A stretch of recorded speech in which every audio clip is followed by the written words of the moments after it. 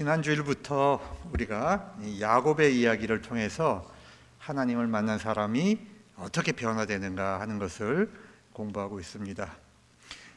우리가 알다시피 야곱은 형과 아버지를 속이고 외삼촌의 집 하란으로 도망을 떠납니다. 그러나 하나님께서는 당신의 백성이 밖으로 드러날 때 그렇게 수치스러운 도망자의 신분으로 가도록 그렇게 두시지는 않았습니다. 어머니의 노력으로 도망자가 아니고 하란 땅에 가서 아내를 구해라. 이 가나안 땅에 있는 여성들은 다 우상 숭배하고 정결치 못하니 하란 땅에 가서 하나님을 아는 그 딸을 통해서 이제 아내를 맞아라. 그런 명분을 가지고 당당하게 아버지의 축복을 받고 길을 떠나게 됩니다. 여러분, 인간적으로는 야곱을 죽이려는 이 에서의 분노를 피해서 도망가는 것입니다.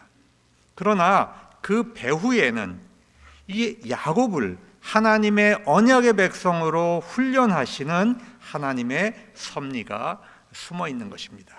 그래서 우리 그리스도인의 삶은 항상 두 가지를 봐야 됩니다.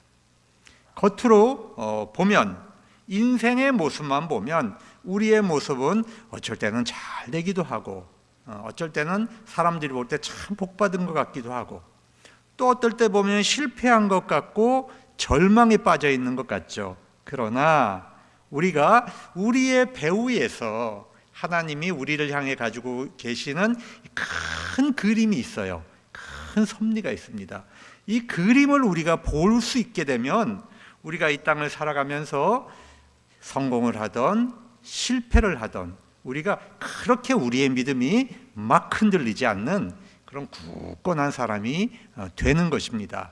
그래서 우리의 신앙이 성장한다. 그것은 뭘 의미하냐 하면 우리의 인생의 모습만 보는 게 아니고 우리에게 섭리를 가지고 계시는 이 하나님의 큰 뜻이 무엇인가를 우리가 보는 것, 그것이 바로 우리의 신앙이 성장하는 것입니다.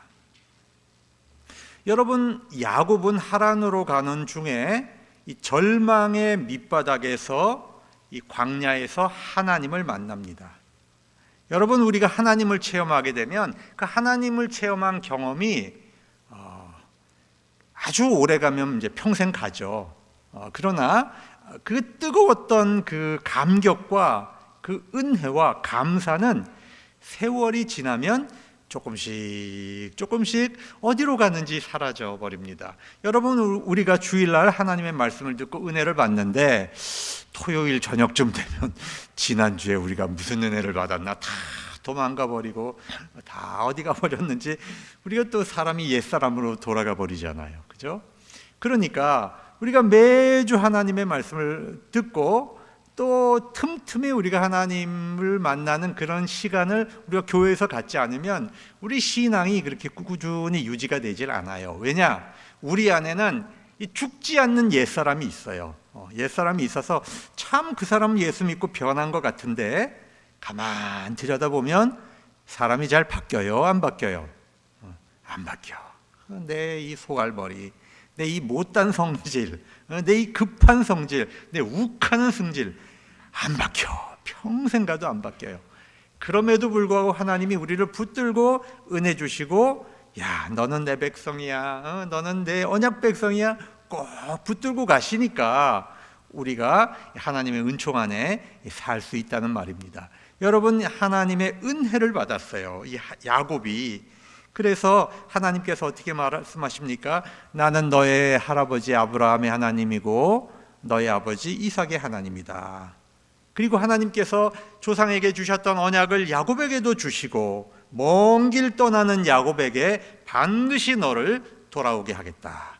평안하게 돌아오게 하겠다. 그때까지 너와 동행하고 보호할 것이다. 절대로 떠나지 않는다. 하나님이 덤으로 약속까지 더 붙여 주셨습니다. 너무 감격해서 하나님을 만난 야곱은 그 자리에서 하나님께 서원하며 이 자기가 자고 있었던 이 돌을 기둥으로 세우고 거기에 기름을 다 붓고 하나님께 영광을 돌리고 이제 서원을 하잖아요. 여러분, 야곱이 지금 막 감격이 있죠. 그러나 여전히 무너져야 하고 부셔져야 하고 뽑혀야 할 옛사람은 아직 야곱 안에 그대로 아직 남아 있습니다. 그렇지만 야곱은 지금 용기가 백배하고 막 신이 나고 뜨거운 사람이 되었어요. 그래서 이 브엘세바에서 하란까지, 제가 지난 주일날 490km라고 그랬는데 잘못 말씀드렸어요. 490마일이에요. 490마일이면 약 800km. 그러니까 서울서 부산까지 갔다가 부산에서 서울로 다시 돌아오는 약 이 정도 거리 길인데, 아마 막 빠르게 가면 약 한 달 정도 이제 걸음으로 이제 갔다고 우리가 생각해 볼 수 있어요. 이 하나님을 만난 감동으로 이 한 달 길을 정말 두려움 없이 용기를 내어서 모든 어려움을 이기고 이제 하란 땅에 도착을 합니다. 여러분, 이 고향, 어머니의 고향, 리브가의 고향 땅, 할아버지와 할머니의 고향 땅, 이 하란에 도착했을 때 우물가에 도착을 합니다. 근데 여러분, 이 성경은 참 우물이 중요한 장소입니다. 이 우물이 어떤 우물이냐 하면 아브라함의 종 그 엘리에셀이 이삭의 신부를 찾기 위해서 이제 하란에 온 거죠. 여러분, 리브가를 만난, 야곱의 어머니 리브가를 만난 장소가 바로 이 우물가입니다. 이곳에서 엘리에셀이 우물에서 하나님을 만났어요. 야곱이 그 사실을 어머니로부터 들어서 알고 있었겠죠. 야, 이 장소가 우리 어머니가 여기서 엘리에셀을 만나 아버지와 이제 결혼을 하게 되는구나 하는 이제 그런 생각을 떠올리게 됩니다. 놀랍게도 야곱은 이 우물가에서 외삼촌의 라반의 둘째 딸 라헬을 만나게 됩니다. 라헬을 보는 그 순간 운명적으로 그 여인, 운명의 여인이라는 것을 본능적으로 깨닫게 되죠. 여러분, 이 이스라엘에 가보시면요, 이제 그 성지순례 한번 가보면 정말 물이 얼마나 귀하다는 걸 알게 돼요. 야, 이 물이 정말 생명이구나. 그렇게 말라 있거든요. 모든 것이 목말라 하는 것이 눈에 확 드러납니다. 그래서 이 우물가에 가면은 모든 생명체가 모여듭니다.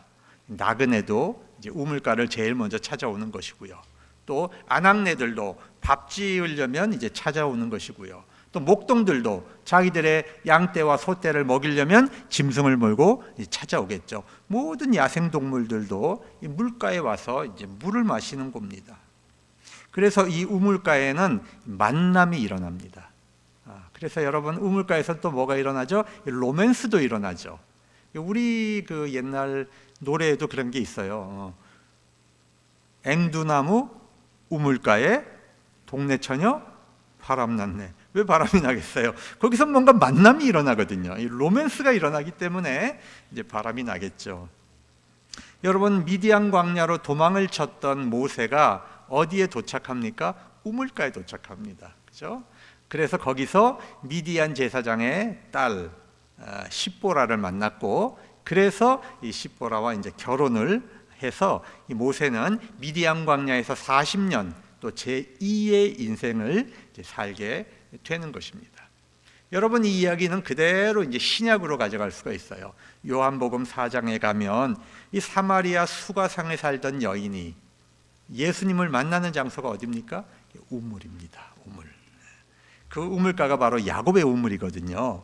그래서 거기서 예수님을 만났고, 거기서 구원이 일어났고 생명을 얻었고, 이 여인은 예수님의 증인이 되었습니다. 그래서 여러분, 우리 교회는 우물 같은 곳이 되어야 하는 것입니다. 모든 사람이 올 수 있어야 돼요. 목마른 사람, 누구든지 목마르거든 내게로 와서 마셔라. 여러분, 어디서 이 물을 공급합니까? 교회가 이 물을 공급해야 되는 겁니다. 여러분, 이 교회는 절대로 이 우물 뚜껑을 닫아 놓으면 안 돼요. 열려 있어야 합니다. 누구든지 와서 생수를 마실 수 있도록 우리가 그 방해를 해서 안 되고 막아놓아서 안 되는 겁니다. 그런데 이 야곱이 도착한 우물은 큰 돌을 그 뚜껑을 이제 덮어놨어요. 이 물이 이제 다 증발하면 안 되니까 뚜껑을 덮어놓고 목자들이 많이 모이면 이제 힘을 내서 이 우물의 돌을 치우고 이제 그 물을 마시게 하는 겁니다. 그런데 그때 마침 이제 라헬이 이 양떼들을 아버지의 양떼들을 돌보면서 양떼들 물을 먹이려고 이 우물로 이제 온 겁니다. 그런데 이 어린 여성의 몸으로는 이 뚜껑을 치울 수가 없잖아요. 이때 놀랍게도 야곱은 아주 그 초인적인 힘을 발휘해서 이 돌을 굴려내고 라헬이 데려온 양떼들에게 물을 먹입니다. 하나님을 만난 사람은 참 변해요. 세 사람의 모습을 이제 갖추게 됩니다. 전에는 이기적이고 전에는 자기만 알던 사람이 적극적인 사람이 되고 누군가를 도우려고 하고 뭔가 보람 있는 일을 하고 싶어해요. 이 라헬의 입장에서 이 야곱이 얼마나 멋있어 보였겠어요, 그 순간에. 그죠? 이때 야곱은 자기가 바로 너의 아버지 라반의 여동생 리브가의 아들 야곱이라고 하는 사실을 이제 밝히고 라헬을 향해서 이제 감격스럽게 펑펑 눈물을 흘립니다. 뭐 반갑기도 하고 서럽기도 하고 뭐 여러 가지 감정이 교차했을 거예요. 뭐 안도의 이제 감격도 있었을 겁니다. 자, 모르긴 몰라도 이 두 사람 사이에 여기서 이미 이제 썸이 이제 시작됐다. 우리가 이제 이렇게 볼 수가 있습니다. 자, 라헬은 이제 아버지에게 막 달려가서 야곱이 왔다는 사실을 이제 알려줍니다. 오늘 우리가 읽은 본문이 이제 시작되는 바로 그 장면이 바로 이 부분입니다. 라반이 그의 생질 야곱의 소식을 듣고 달려와서 그를 영접하여 안고 입맞추며 자기 집으로 인도하여 드리니 야곱이 자기의 모든 일을 라반에게 말하매 라반이 이르되 너는 참으로 내 혈육이로다 하였더라. 야곱이 한 달을 그와 함께 거주하였더니 그랬습니다. 여러분, 우리가 이 라반이 지금 야곱을 아주 그냥 환영하는 것을 볼 수 있잖아요. 근데 여러분, 우리가 라반의 본성이 어떤 사람인 줄 알면 이 장면은 굉장히 어색한 장면입니다. 여러분, 라반은 그렇게 좋은 사람이 아니에요. 근데 자기 그 야곱이 왔다고 이렇게 환대를 하는 거 보면 이거 뭔가 오버하고 있는 겁니다. 대단히 오버 액션을 지금 이제 하고 있어요. 과장되게 야곱을 환대한 것입니다. 우리가 이 사실을 알려면 창세기 24장으로 이제 가야 돼요. 가면 아브라함 종 엘리에셀이 하란에 갈 때 아브라함이 이제 가지고 있었던 이 모든 보물을 다 챙깁니다. 그 다음에 낙타를 10마리나 끌고 하란에 갑니다. 여러분, 이 낙타는 그 당시에 최고 비싼 승용차예요. 한 대만 가지고 있어도 이건 어마어마한 갑부를 뜻합니다. 그런데 낙타를 10대를 끌고 갔어요. 아마 오늘날로 얘기하면 이 롤스로이스 스왑테일이라는 이 차가 있는데 그게 얼마냐면 154억이에요. 그러니까 차 한 대가 이제 154억인데 이런 걸 한 10대 끌고 간 거예요. 그러면 얼마죠? 1,540억을 이제 끌고 쫙 간 거죠. 그러니까 라반이 그걸 보는 순간 그냥 눈이 확 뒤집혔어요. 뒤집혔습니다. 그리고 엘리에셀이 이 리브가가 정말 우리 주인의 이제 그 만화님이 될 사람이다 하는 것을 알고 이제 금코걸이, 금발찌를 다 채워줬죠. 라반이 아브라함의 재물에 완전히 넋이 나가가지고 이제 자기 딸을 시집 보내는데 전혀 반대를 하지 않았습니다. 그리고 나서 이제 리브가를 보내고 나서 지참금으로 또 어마어마한 재산을 챙겼습니다. 그러니까 라반은 이 야곱을 맞이할 때 모르긴 몰라도 어마어마한 지참금이 올 거라고 하는 것을 이미 계산을 했을 거라고 우리가 이제 볼 수 있어요. 그런데 여러분, 지금 야곱의 신분은 어떤 신분입니까? 야곱은 아버지를 속이고 아버지의 재산을 1푼도 받지 못하는 사람이에요. 그죠? 아버지의 모든 재산은 누구에게 갔어요? 에서에게 갑니다. 야곱이 그렇게 축복권을 도둑질했지만 사실은 아버지의 재산을 갖지는 못해요. 근데 이제 한 달간 일을 시켜보니까 아주 야무지고 똘똘한 사람이었어요. 그래서 이제 야곱에게 이렇게 말합니다. 얘야, 우리가 비록 친척이지만 공짜로 일을 시킬 수는 없으니 품삯을 어떻게 하면 좋을지 네가 정해라. 여러분, 이게 아주 부드럽잖아요. 듣기에 아주 부드러운 표현이죠. 그런데 이제 라반과 야곱의 관계는 삼촌과 조카의 관계가 아니고 이제부터는 고용주와 종의 신분으로 여러분 이게 바뀌는 겁니다. 야곱은 한 푼 지참금을 갖고 오지 않았어요. 근데 오늘 본문에 보면 아주 재밌는 부분이 나옵니다. 16절, 17절 한번 같이 읽어볼 수 있을까요? 여러분 그러면 성경 보시면 제가 읽겠습니다. 야곱에게 두 딸이 있으니 언니의 이름은 레아요 아우의 이름은 라헬이라. 레아는 시력이 약하고 라헬은 곱고 아리따우니 그랬습니다. 여러분, 이게 레아가 시력이 약하다 그랬죠? 이게 무슨 뜻인가?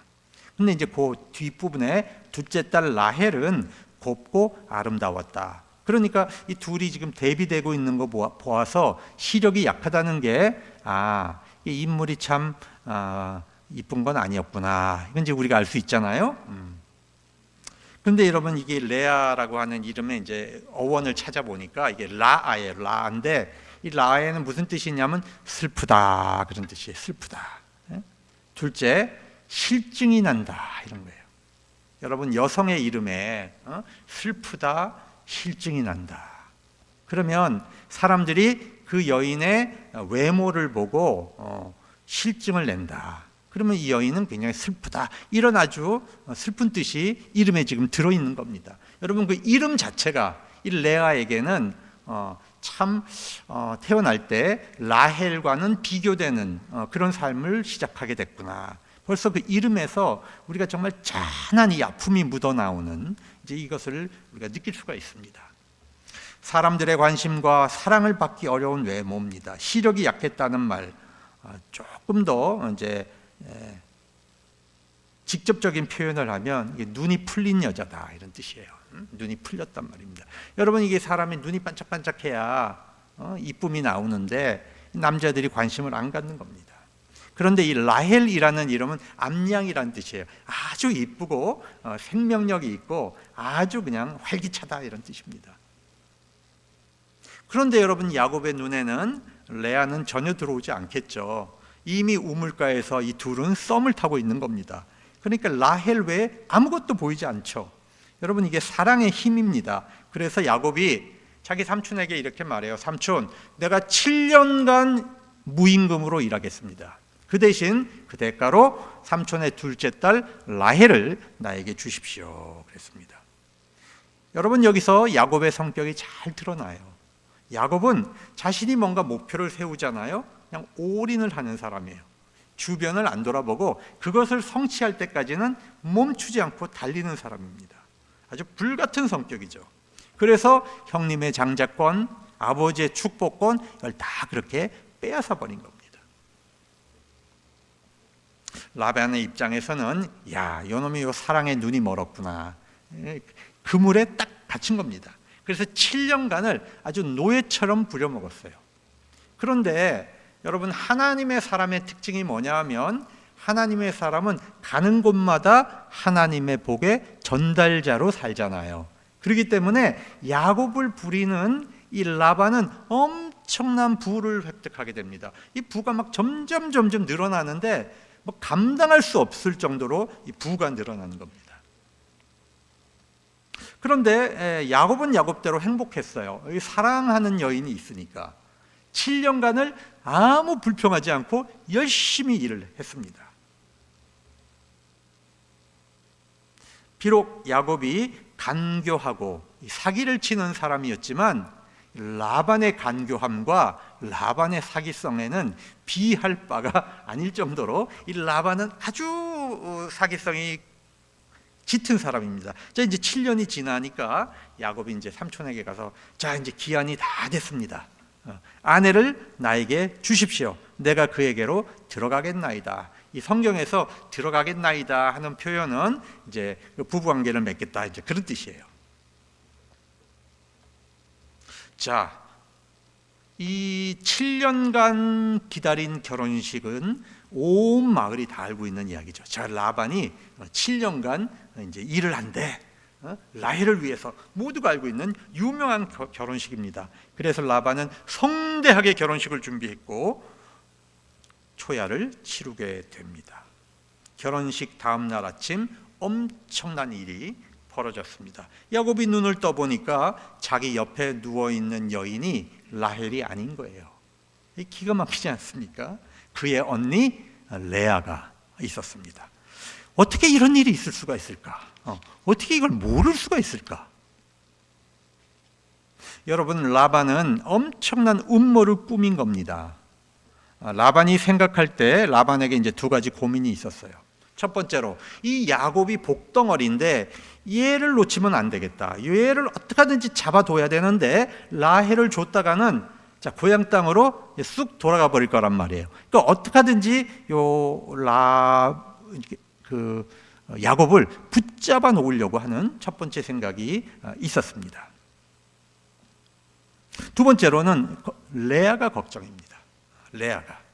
라헬은 그래도 미모가 있어서 누구든지 데려가려고 하지만 레아는 아무도 데려갈 생각을 하지 않습니다. 그러면 라반 아버지 자기가 이 평생 레아를 보살펴야 되는데, 돌보아 주어야 되는데 레아는 자기에게 아무 이득이 되지 않습니다. 아무 자산이 되지 않는다는 얘기예요. 지참금도 한 푼 안 들어온다는 뜻입니다. 그래서 이 레아를 팔아 넘길 생각을 한 겁니다. 가만 보니까 레아도 표현은 못하지만 그 마음속에 야곱을 이제 사랑하면서 애를 태우는 겁니다. 그래서 라반은 야곱을 이용해서 이 두 마리 토끼를 잡으려고 계획을 한 겁니다. 야곱의 무료 노동으로 부유해질 수 있고 레아에 대한 책임도 다 하지 않고 야곱에게 떠넘길, 자, 이런 아주 악독한 계획을 세운 겁니다. 그래서 야곱을 속여 레아를 라헬처럼 꾸며서 이제 사기 결혼을 시켰는데, 자, 그때는 이제 이걸 베일을 이제 씌우거든요. 신부에게 아마 베일을 씌우고, 또 이 야곱에게도 이제 정상적 판단을 하기 어렵게 아마 이제 술을 많이 먹여서 집어넣었을 것 같아요. 근데 여러분, 라헬이 이 사실을 알았을까요? 몰랐을까요? 알았겠죠. 라헬이 이 사실을 알면서 이 사기 결혼을 기뻐했겠어요? 절대. 어떤 여자가 자기가 사랑하는 남자를 비록 언니지만 양보하는 사람이 어디 있어요?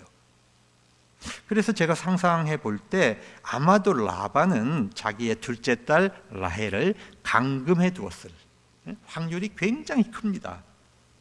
그런데 레아는 아마도 적극적으로 이 음모에 협조를 한 것이죠.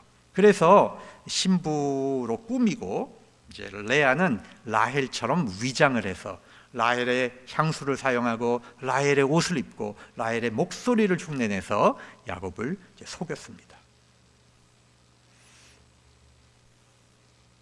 야곱은 라반을 향해서 이 끓어오르는 분노를 어쩔 수 없었어요. 그러나 아무 힘이 없는 야곱이 감히 라반을 상대로 무엇을 할 수가 있습니까?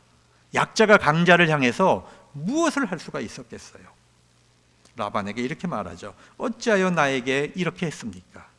내가 라헬을 위해 삼촌을 섬기지 않았습니까? 삼촌이 나를 속이다니 어찌된 일입니까? 7년 동안 자기가 일한 게 완전 허송세월이 돼버린 거예요. 또 사랑하지도 않는 여자와 강제로 결혼을 시켜 놓아서 억지 부부를 만들어 놓은 겁니다. 여러분, 이게 얼마나 기가 막힌 인생입니까? 근데 우리 인생도요, 종종 이런 일이 일어나기도 합니다. 평생을 수고했는데 한순간에 사기를 당하는 일이 있습니다. 여러분, 어리석은 사람만 사기를 당합니까? 똑똑한 사람, 공부 많이 한 사람, 성실한 사람, 경험이 많은 사람, 누구나 우리가 실패를 경험하고 사기를 당하고 우리 인생에서 실패와 쓴 고통을 맛보는 겁니다. 야곱에게 왜 이런 일이 일어났을까요? 오늘 성경 말씀은 우리에게 무슨 교훈을 주려고 하는 것입니까? 단순히 옛날 이야기를 우리에게 들려주는 것은 아니지 않겠습니까? 오늘 하나님께서 우리 마음속에, 우리 영혼 속에 이 야곱을 통해서 우리에게 하시고 싶은 말씀이 있습니다. 여러분, 이 사기 결혼 사건은 7년 전에 야곱이 아버지에게 저질렀던 사건과 아주 유사합니다. 창세기 27장 35절에 보면 야곱에게 속아서 아버지가 막 부들부들 떠는 장면이 나와요. 에서가 찾아와서 막 눈물로 아버지, 저에게는 남은 축복이 하나도 없습니까? 저에게는 정말 아무것도 없습니까? 에서가 막 어쩔 줄을 몰라 하면서 이렇게 말합니다. 네 아우가 와서 속여 너의 복을 빼앗았도다. 그리고 나서 이삭은 자기 장남 에서에게 이렇게 말합니다. 내 아들아, 내가 너에게 무엇을 할 수 있으랴. 여러분, 속수무책이란 얘기예요. 이삭이 속수무책이란 얘기입니다. 사기당했고 둘째에게 속수무책이다. 야곱은 자신을 신뢰하는 아버지를 속인 것처럼 야곱은 자신이 믿었던 라반에게 속았습니다. 야곱은 앞을 보지 못하는 아버지를 속이기 위해 에서의 옷을 입고 염소털을 붙이고 위장을 해서 아버지의 후각과 촉각을 속였고 어머니가 만든 음식으로 아버지의 미각을 속였습니다. 마찬가지로 라반과 레아는 깜깜한 밤을 이용해서 야곱의 시각을 가렸고 라헬의 목소리와 향수와 그 옷으로 야곱의 후각과 촉각을 여러분 속였습니다. 오늘 26절에 보면 분노와 흥분으로 펄펄 뛰는 야곱을 향해서 라반은 아주 여유를 부립니다. 아주 여유 있게 배짱 있게 말합니다. 형보다 아우를 먼저 주는 것은 우리 지방에서 하지 않는 일일세. 여러분, 이거 참 기가 막힌 일 아닙니까? 너의 지방에서는 아우가 형을 제치고 빼앗았을지 모르지만 우리 동네에서는 형보다 아우를 먼저 주는 것은 하지 않는 일일세. 이렇게 말합니다. 여러분, 이 말이 비수처럼 야곱을 찔렀어요. 25절에서 야곱은 펄펄 뛰며 분노하는데 28절에서 야곱은 양처럼 순하고 고분고분해집니다. 왜 이렇게 순해졌을까? 야곱은 자기를 본 거예요. 자기를. 형보다 아우를 먼저 주는 것. 여러분, 이 말은 놀랍게도 형을 속인 자기를 향해서 얘기하는 것입니다. 라반의 입에서 나왔지만 하나님의 섭리가 여기에 담겨 있는 것입니다. 여러분, 야곱과 라헬은 자기들만의 권리를 생각했어요. 그런데 에서에게도 권리가 있고 레아에게도 권리가 있는 거죠. 성경은 사람이 무엇을 심든지 그대로 거둔다고 했습니다.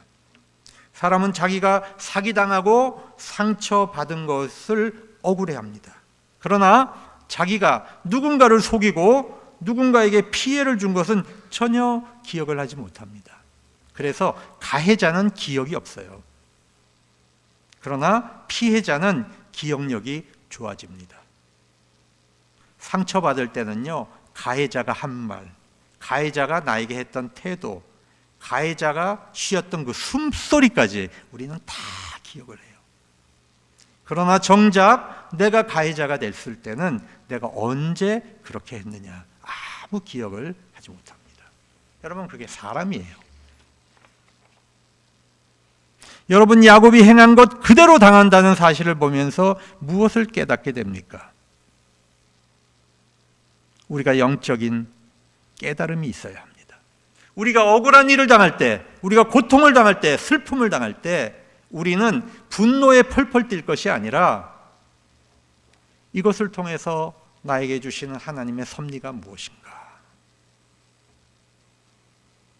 깨달아야 합니다.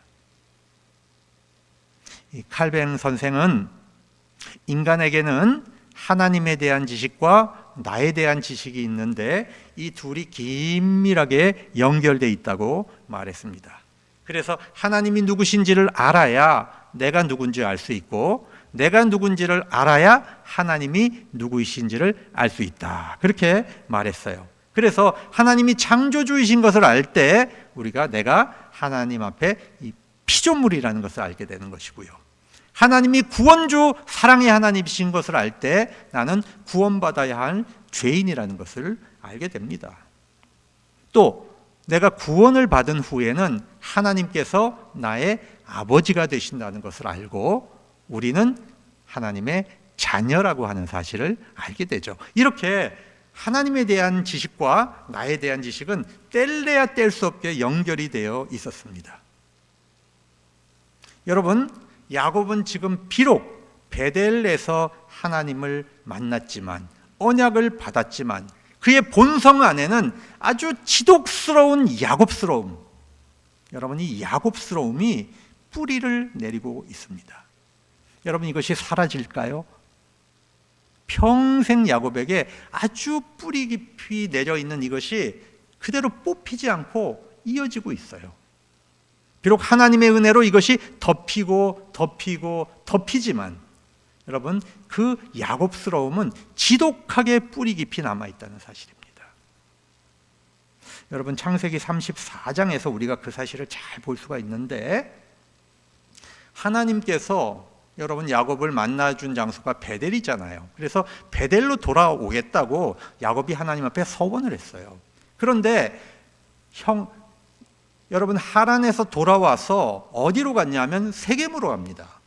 베델로 가지 않아요. 자기 서원을 다 잊어버렸어요. 하나님 앞에서 서원한 것 다 잊어먹고 그 야곱스러움이 그대로 남아서 자기가 어떻게 잘 먹고 잘 살 수 있을까, 그걸 찾아갖고 세겜으로 갔어요. 거기서 빌부터 살려고 그랬어요. 거기서 땅도 샀어요. 그런데 야곱의 딸 디나가 그 마을 추장에게 여러분 성폭행을 당합니다. 그래서 그 오빠들이 그 마을 남자들을 말이죠, 전부 도살을 합니다. 살육을 해버려요. 완전히 이 세겜을 피바다로 만들어버립니다. 여러분, 이런 위기가 도달했거든요. 여기서 야곱의 본성이 튀어나와요.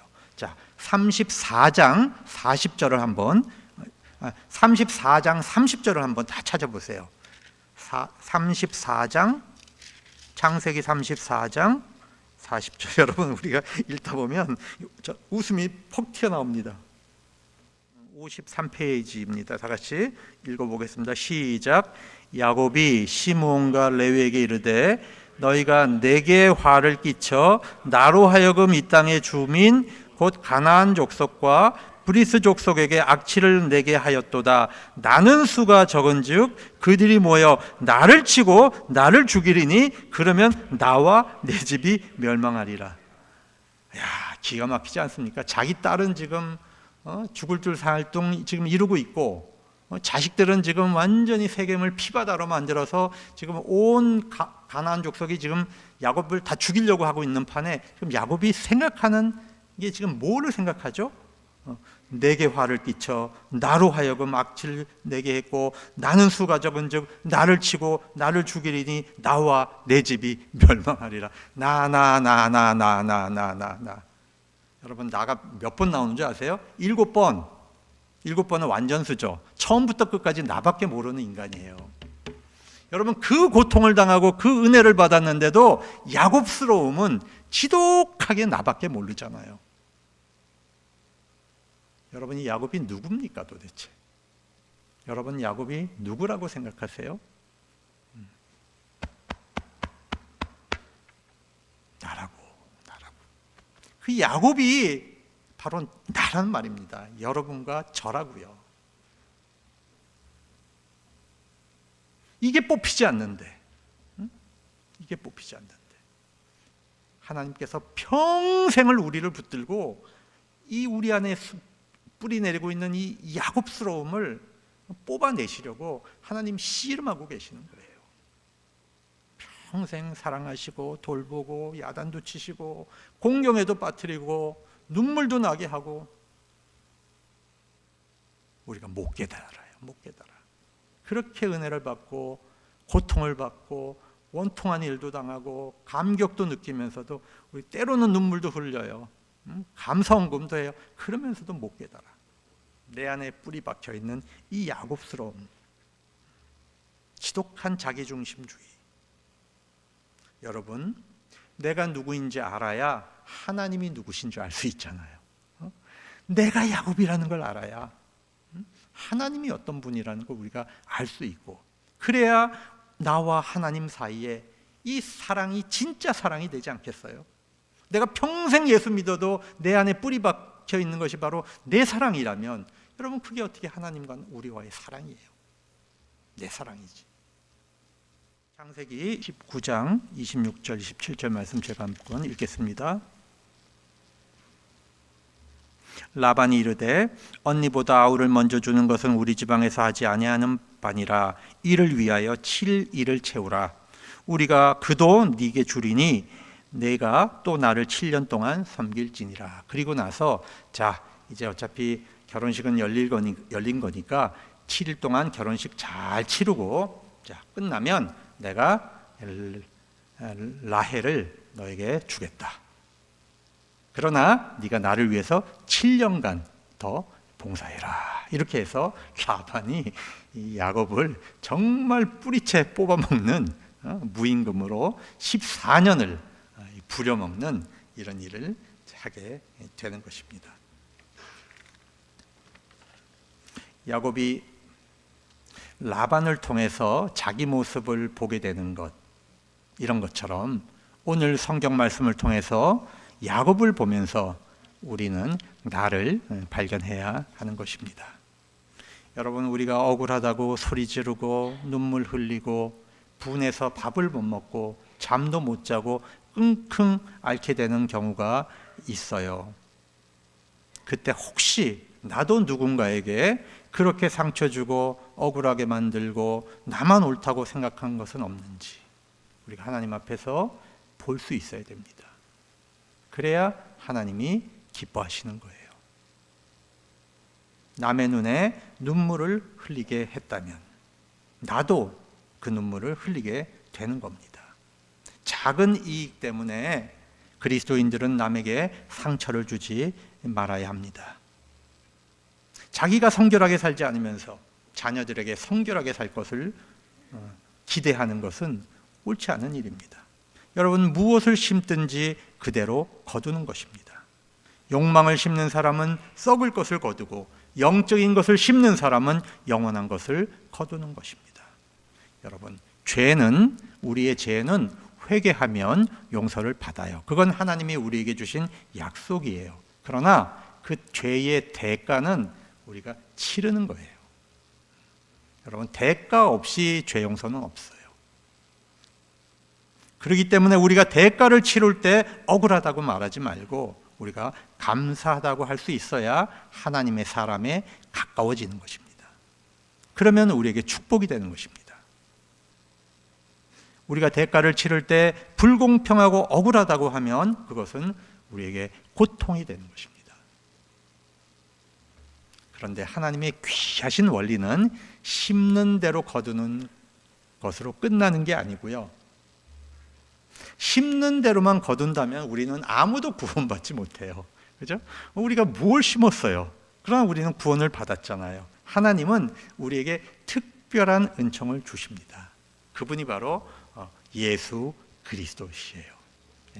하나님께서는 우리를 심는 대로 거두게 하시지 않고 우리는 적게 심어도 하나님께서 영원한 것으로 거두도록 우리에게 특별한 은총을 주시는 것입니다. 우리 예수님은 우리를 위해 구원을 심으셨고 은혜를 심으셨고 그 열매를 우리가 거두도록 하십니다. 사랑하는 여러분, 우리가 억울하고 힘들고 고통당하고 눈물 날 때 우리가 예수 그리스도 앞에 서 있을 수 있기 바랍니다. 분노 앞에 서지 말고, 너무 슬픔 앞에만 빠지지 말고, 우리 주 예수 그리스도의 십자가 앞에서 나를 발견하실 수 있기 바랍니다. 그러면 누구든지 은혜의 보좌 앞에서 용서와 해결을 얻을 수 있을 것입니다. 기도하겠습니다.